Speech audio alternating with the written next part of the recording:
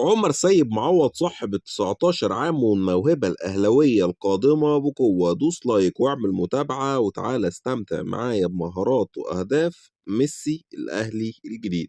وده هدف من أحلى أهداف عمر سيد معوض مع قطاع الناشئين أو في قطاع الناشئين مع النادي الأهلي ضد إنبي. هدف ولا أروع ولا أجمل، استلام على الصدر زي ما الكتاب بيقول، وكمان فينش باكورد زي ما الكتاب بيقول من عمر سيد معوض. وهدف جميل جدا جدا جدا بيوضح إننا إن شاء الله قدام موهبة كبيرة قوي. وده هدف عمر ضد بيراميدز برضه في قطاع الناشئين، والهدف ده كان الموسم ده عمر سيد معوض رغم انه جناح مش مهاجم، ولكن عايزك تتفرج ازاي قدر يضم كمهاجم وكمان يهرب من المدافع ويفنش بمنتهى الدقة زي هدف المحلة. رجله مظبوطة جدا على الجون، ودي من اهم ميزاته، غير طبعا السرعة والمهارة. ودي لعبة كنت اتمنى انها تخلص بهدف، وهو بيدلع مدافعين الزمالك وفرقة الزمالك وبيلعب ار2 عالمي، ولكن للأسف جت في العارضة وما دخلتش هدف. كان هيبقى هدف من أحلى أهداف عمر سيد معوض في قطاع الناشئين، ولكن حظه كان سيء فيها، وبيعمل كل ده في ولاد 100 عقبة على ملعبهم فين؟ في حلمي زمورة.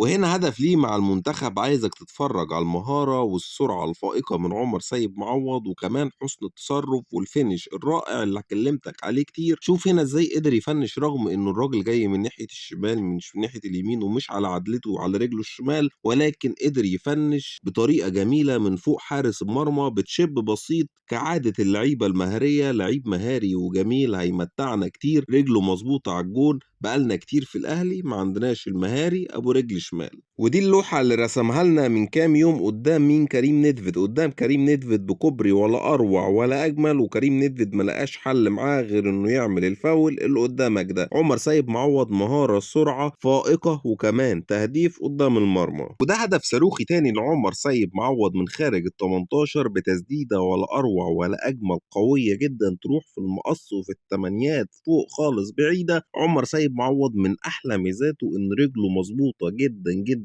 جدا، سواء على الجول أو كمان في أسيستاته وعرضياته، زي الأوفر اللي بالمسطرة دوت من عمر سيد معوض على دماغ المهاجم بتاعه في منتخب الناشئين. عمر سيد معوض عرضياته متقنة إلى أبعد الحدود، لدرجة إنه في ماتش المحلة الأخير هو اللي كان بيلعب الكورنرات مش حسين الشحات.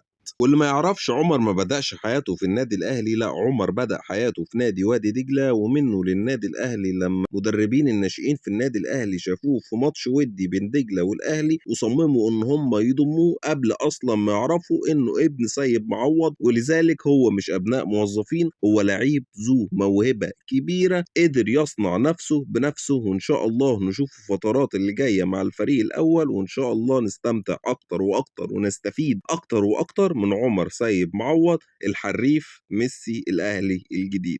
وزي ما قلت لك، عمر سيد معوض هو صفقة جديدة للنادي الأهلي، جت كده من تحت خالص من فريق الناشئين. راجل عنده 19 سنة بيلعب برجله الشمال. عندك نقص في المركز ده، وعندك نقص في اللعيبة المهارية اللي بتلعب برجليها الشمال ناحية الوينج اليمين من يوم اعتزال وليد سليمان، ومفيش حد قدر يغطي المركز ده والمكان دوت. عمر سيد معوض لعيب مهاري سريع هداف ورجله كويسه على الجون، ودي اهم حاجه. يقدر يقدم كتير جدا مع الفريق الفترات اللي جايه، واتمنى اشوفه مع طرب في الفريق الاول ويتم تصعيده بشكل كامل، وهو افضل كمان من محمد عبد الله. محمد عبد الله لعيب كويس ولكنه مهزوز شويه، ما عندوش الثقه في امكانياته زي عمر سيد معوض. فاتمنى اشوف عمر ان شاء الله في الفريق الفترات اللي جايه. ما تنساش اللايك والسبسكرايب وكمان متابعه صفحه الفيسبوك. وبس كده، سلام.